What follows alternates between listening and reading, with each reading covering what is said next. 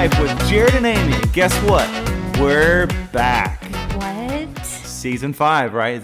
You just reminded me. This is season 5. Season 5 of The Different Life. Can you believe that we are back? Man, it's crazy. We may need to reintroduce ourselves. My name's Amy. Hey, I'm Jared. It's been a while. It has been a long time. I can't believe it. It just feels like yesterday we were like, hey, let's start a podcast. Right. And let's just talk about life. Right. And just being different from the norm. Yeah. You know what I mean? And as believers, we're supposed to be different. 100%. But why did we even start the podcast?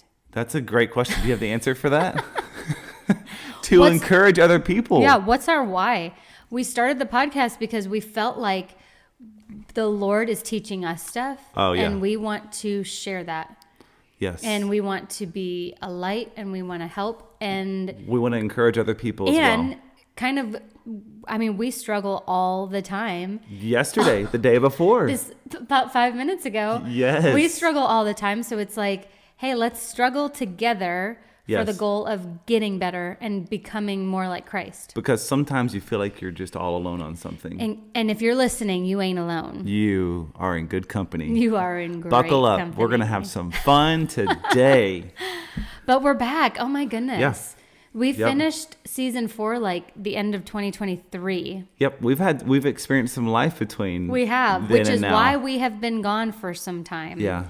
We have just had a lot of battles. Battles and Call bumps. it a bump. I'll call it a battle. B&B's. A bump and a battle throughout the way. And so it's kind of pushed us back and back and back. But here we are. We are in the middle of some battles, but we're pushing forward. We are. Because again, life is awesome and life is great and Jesus is king. But it also has battles and valleys and hard times and all those things. Yep. If you are watching on YouTube, it's Hat Day. Yes, it is. It's Hat Day. Last night, in the middle of the night, can I tell them what happened? I mean, sure. In the middle of the night, our kids, if anything's wrong, they always. And when I say always, I mean they have never come to Jared. Ever. But something crazy happened. Last night is like 4 a.m. and McLean. I get this little tap right on my shoulder. Yeah, she's like, Dad, I need you to come look at this thing. And Jared, and it's 4 a.m. I'm like, and I asked her, I was like, what thing? And she was like, it's a thing in my room. Dad, come look at this thing in my room. And so part of me thinks you might have been thinking she was sleepwalking. 100%. I'm like, what is this? Because normally it's like, I'm sick, I'm going to throw up, let's do this thing. Right. But she was persistent. But I'm very attentive to McLean recently. Well, I try to be attentive to my children, but I'm very attentive to McLean. She heard the back and forth questioning. And so I'm like, what is it? Show me. You didn't ask any questions. No, I just got out of bed. Jumped out of bed. On our way up to her room. Thankfully you did. And I hear a ton of water. And I'm like, so bad. What? So bad. And I went into her bathroom and her faucet she was laying in bed asleep. She didn't even do this. It just exploded. Her faucet exploded off, and it was like Old Faithful. The geyser just shooting up all over the ceiling. So here's Amy, the floor. 4 a.m. So I had to go in there. Plumber Amy, I'm in bed. Yeah, Jared's out enjoying the warm covers and sheets, and just like, well, she never told me what the thing was, and so I don't have to go see the thing. It's good because it's not that important. And here's I had Amy, to go in there in the geyser gushing. And turn the water off, and my hair and my clothes were all wet. How did you know what to do? Why didn't you know what I mean? Like, what life experience have you had in the past? Life experience to turning the water off under the sink is when our kids were younger, and at night they would we would cut off when they could drink so that they wouldn't pee in their bed. That's right. And I would we had tuck to play them detective. In, and I would turn the water off on their sink. Is that abusive? No. Okay. That's called boundaries. I would turn the water off on their sink so that they couldn't go under the sink and drink some water. But I did hear them tell me one time that they took a cup in the toilet and drank water out of the toilet. That's when they were little. They found a way around your little and faucet. That makes me like, oh, I can't believe they would do that. But because of that life experience. When there's a will, there's a way. Right. I'm like, go to the bathtub. Why'd you go to the toilet? They're like, there's this huge bowl of beautiful yellowish water. Like, what's wrong with that? So it was that life experience that showed me, turn the water off under the sink, which may be common knowledge to many, but I learned that. And this that stuff season. was hitting the ceiling. Oh, it was when I say geyser, I don't mean up. like 2 feet. I mean No, like all the up. way to the ceiling as just a gush of water constant. And this had probably been going on for 4 minutes straight. I don't know. About, because I questioned her for about 40 seconds. It probably took her a minute to get to us. So probably about 4 or 5 minutes of gushing water, maybe longer. So then once I got it off, I said, McLean, go get your dad.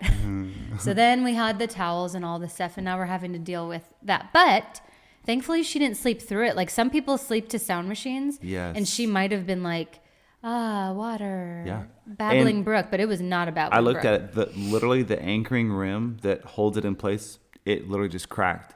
And this thing is like, what, a year old? New. Yeah, and it just cracked and it just exploded. It's just I would crazy. never, ever think that would happen. Well, and thankfully we were home. Like, what if you were gone and it's happened at like 10 in the morning or something and it had just gone for hours? Oh, we would have crazy house renovation damage that we would have to do. Yes. And so what was the point of that? Oh, so I went to bed and my hair was literally she all got wet. soaked.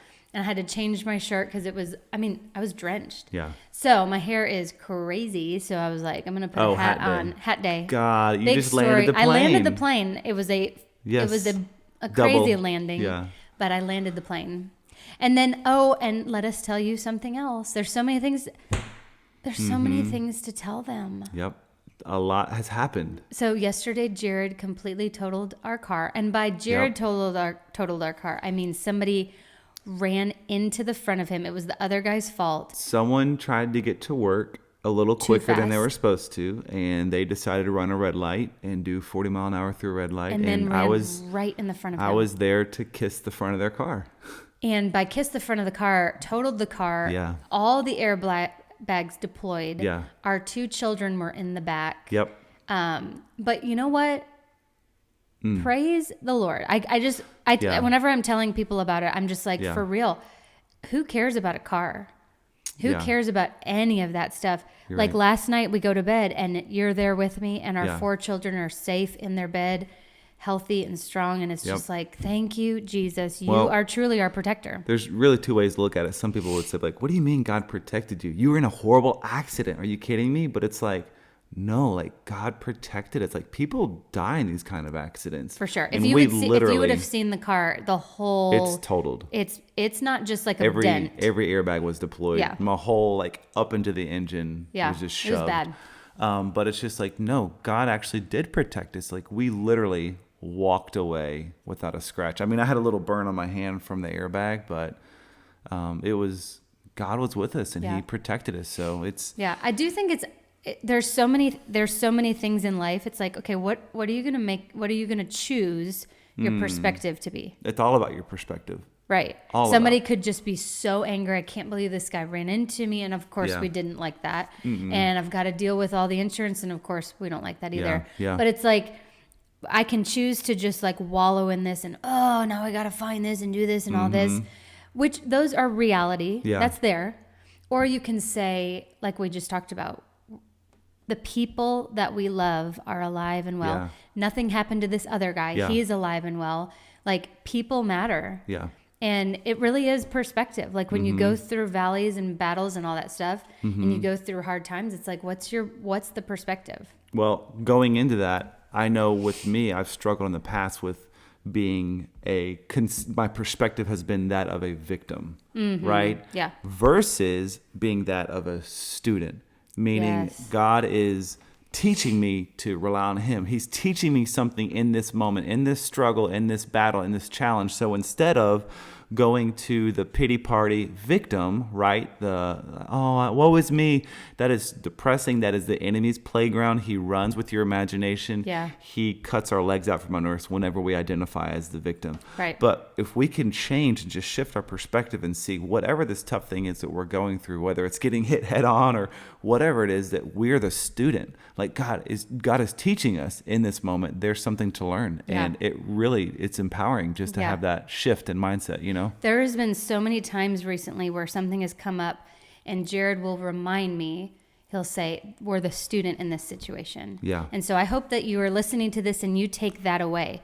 what are you walking through? Yeah. And instead of, like Jared said, instead of being the victim, change it. Okay, I'm the student. What, God, how can I grow? How can I gain more wisdom in this? Because what we're learning, what we know from Scripture, but what we're also learning in our life from application is that there is purpose in any storm that you're walking in. 100%. Like, it doesn't mean you have to like the storm. Yeah. It doesn't mean you have to be like, yay, I'm so happy that it's bad or that I'm going through this. Like, you don't have to be, although the Bible does say rejoice in all circumstances, but that's a whole nother, it's a whole nother thing. But it's like, you don't have to like it because you know what? Life sucks sometimes. Yeah. Whoa, you just said the S word. And it does. Life stinks. For some people, that word is a little offensive with their kids. Please forgive me. You've experienced some life, though. Please forgive me. But that's life is hard. Yeah.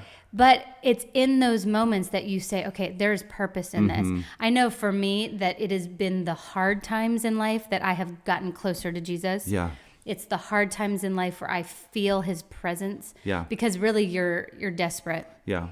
You're desperate for Jesus. I say that statement. Don't be so quick to put yourself in the victim seat. Put yourself in this. I say all that because I've experienced that. And yeah, so that's you talking from a place of, I'm passionate about that. I used to be a victim. Because when I was, in my mind, even though I wasn't at all. Oh, for like sure. God's like, no, I'm building you up. I'm strengthening you. I'm giving you identity. I'm showing you that with me, anything's possible, right?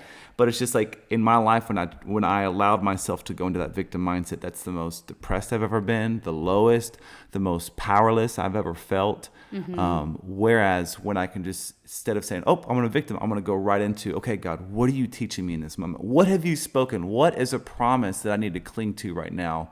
And say, here's an opportunity to make application with that promise. Right. Okay, so you say that you make all things brand new. Okay, so you say that there's nothing that I'm going to walk through that you're not going to be with me holding my hand.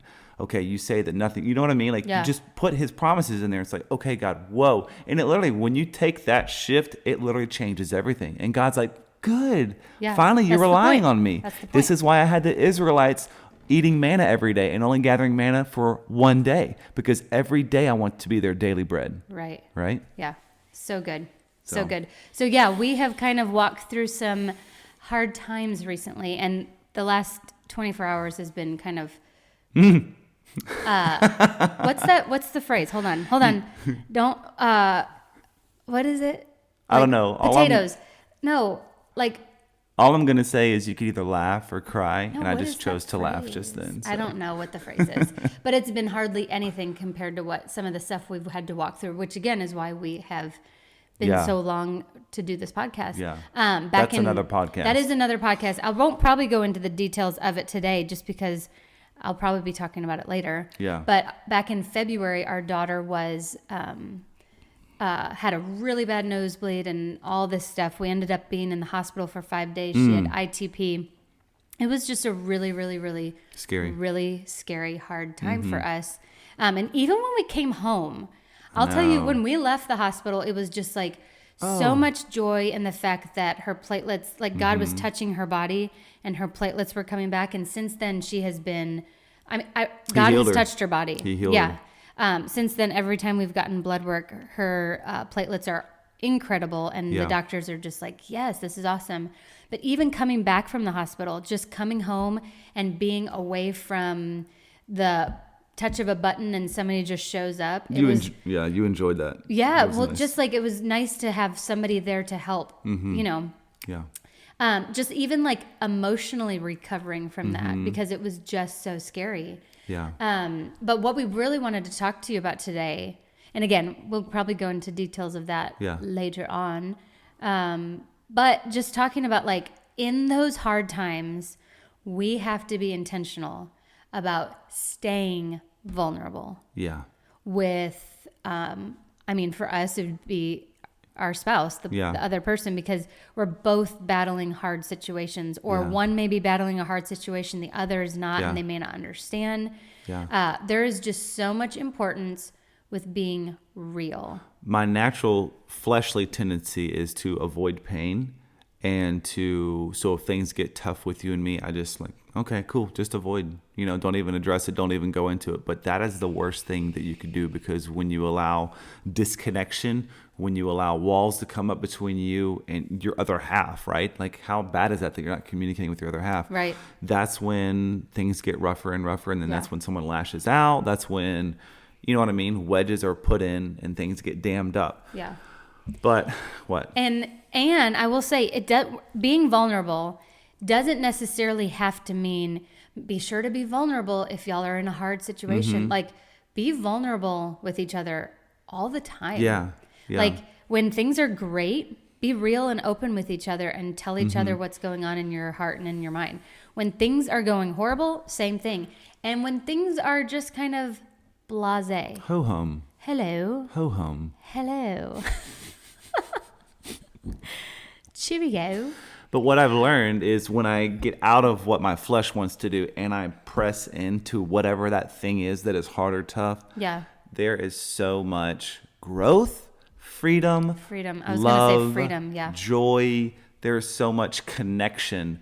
And so I have to tell myself, nope, don't be the victim again. Go into this and press into connecting with Amy. I'm upset at her right now about this stupid little flighty, meaningless thing. I'm a hard person to live with. But it's more of a symptom of just the craziness of life. And so let's press into this. Hey, I've got fear over this, or hey, I feel very disconnected. This stupid thing that happened that is really meaningless. I've got some anger over that. And I know I shouldn't have that, but I just want to express that with you. And I don't want that to come between us. But pressing into that and getting connected, that's how you get through stuff together. And that's how you grow. And when you get to the other side of that, man, you guys are that much more, you're closer, you're more intimate, you're just everything. And you're just like, man, if we can get through this season with the Lord, what can we not do? Right. And you get to know each other so much better because you're actually opening up your heart, your emotions, your thoughts to each other. And it's like, oh, I see. I understand you better now. And because I understand you better and because you shared that with me, now we are closer. We're more intimate. Yeah. There is freedom. So we may have talked about this to you in the past, but here we go again. Something that Jared and I do is we have really learned how to share our emotions without Still working on it. Oh, of course, without being emotional. Not that there's anything wrong with emotional at times. I mean, there are times where tears, there are times where. So what do you mean by that then? You said the same word, but a different way of saying it. So what do you mean by that? What I mean by that is, so Jared and I, like, I will say to him, hey, I feel anger at you over blah, blah, blah, blah, blah. And y'all are like, no, tell us. What did he do? Nothing. I'm perfect. Right. Jared is perfect. But I'll say to him, like, I feel fear over this. I feel, and it may have to do with just me personally, or it may have to do with something that he did that causes me fear. And it may be something that's completely false and not even reality. A lot of times it is. And that's when Jared can step in and be like, hey, from an outsider who is not affected by this fearful thing, you're not living in reality. Yeah. And when you say that to me, that helps me so much. Like, hey, I have a very good grasp on what's happening right now. You are listening to lies. Here's the other thing. Research shows when we can process the tough things in life with a loved one or with someone who's confidential or someone who's close, it takes I think it's 10 times the amount of energy to process something alone, dealing with yourself, versus when you can open up, shed light on it, and expose it to somebody else. It cuts down on the amount of energy wasted. Sure. And I believe that's why so many people, and this isn't a knock on counseling, but that's why so many people are going into counseling right now or seeking counseling, because our society is so disconnected with social media, we're not having those deep, intimate relationships. So they go to a counselor to be able to bear. Which is great. Yeah. And they're releasing that burden because they don't have anyone else to connect with. But how beautiful to be a counselor to each other and to bear each other's burden. I mean, the Bible talks about that all the time. Right. But yes, being able to share that emotion versus keeping it inside and just letting it just wear your brain down. So for Jared and I, obviously we're married, and so we're talking about this. We are. Hey, girl. Hey, what's up? Honeymooning, 14 years. Yes. Coming up. You wanted to critique it. No, so we were married in 2010, and I was so thankful. Yes, it was that's a what 10. I was gonna say. I'm thankful we were not married in like 2009. 9 plus any number. I would have the hardest time ever knowing how long we've been married. I'd have to like rehearse it every day. To be able to do it. What was I saying? Oh, we are married. So you're like my person that I'm like, hey, I have fear over this. I feel shame over this. And this used to not be us, by the way. There were part of our lives that we kept hidden from each other. Absolutely. Lots of us. I mean, it was year 11 for us, which was kind of like a banner year where we literally cracked open the closet. Nothing and it hidden. was like, we have absolutely nothing hidden, for better or for worse. And there was a lot of worse. But it was the toughest. It was the toughest, hardest year. But most beautiful. It was. Really, that song, You Turn Graves into Gardens. That's our song. Yeah. Like, God brings beauty from ashes. Like, we literally showed each other, like, this is what I think here. This is what I feel here. This is what I've done in the past here. This is this. And there was so much pain and hurt and false lies from the past, so many different things. I mean, that's a whole season right there. That's another podcast right there, man. But it was in those vulnerable moments when we kept pressing in and we kept being real with each other that now we are at a place of so much more love and understanding and intimacy and freedom and being. Are you wanting to finish my sentence? I was going to say, are you going to say real? No. Oh, what were you going to say? Being fully known, but fully loved. Yes. What a safe place to be. Yeah. And that is possible, by the way. It is possible. That is possible. If you're listening and you don't feel that or know that, you can get there, by the way. With God's help, you can get there. Yeah. But so for Jared and I, this is from a husband-wife situation. If you're not married, there could be somebody that is your accountability partner, a really close friend. And again, we would encourage you to make sure that that's somebody who really loves the Lord, who really is rooting for you, not somebody who's going to be jealous of you, who's really there to walk beside you, but just sharing your emotions, again, for better, for worse, like all the good stuff, all the bad stuff. Hey, this thought came into my head and I know it's totally wrong. Yes. And I know it's not even what I want, but I'm just sharing it with you so it's not bang, bang, bang, bang, bang. That was supposed to be like a ping pong ball in my brain. Wasn't. That was a horrible sound of it. Something else came out. I don't know what it was. Yep. Okay. I'll stop trying to. I'm not even going to go there. Don't. But I will, like, even just random thoughts, I'll just be like, hey, this is happening. I feel some shame over this, but I just want to share it with you. It's not real. It's not, has no substance, has no validity, but I just want to get it out there in the open. I'm just saying, when you are vulnerable with each other in the good times, in the hard times, and in those like painful roommate situation times where you're just like kind of blah, going through the motions in a rut, those are the things that will help you get stronger. You're right. My thing that I would say is press into pain. Don't run from it. That's the old me. I wanted to run from the things that I was afraid of, from the idols that I had in my life, the fearful things. I've gotten so much more bold, freedom, and confidence in the Lord when I press into the pain, because there is healing on the other side of that. Yeah, and there's a verse in Scripture, I think it's in Proverbs. It says, like, it's so good to overlook an offense. Yes. It doesn't say so good. That was my translation. It's wisdom. Something about make sure you overlook another person's offense. And I think that's, I mean, of course it's true. It's God's word. But there's times in marriage especially where some people will just be like, I'm just going to push it down. I'm not going to bring it up. I'm just going to overlook it. I'm not even going to talk about it. And it just piles and piles and piles and piles. And you just start resenting and you start getting angry. And then you start disassociating with each other. And that's how massive walls are built. That's danger zone. So it's not that I am coming at you and rubbing your offense in your face. But it's, and again, that's why it's sharing the emotion, not being emotional necessarily. But just being like, hey, you did this to me and I feel some sadness over that. I felt really lonely when you did this.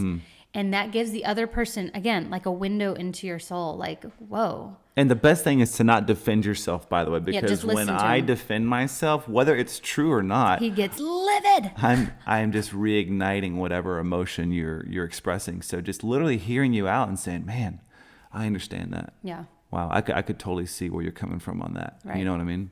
I feel a little like goofy that I just said window to your soul.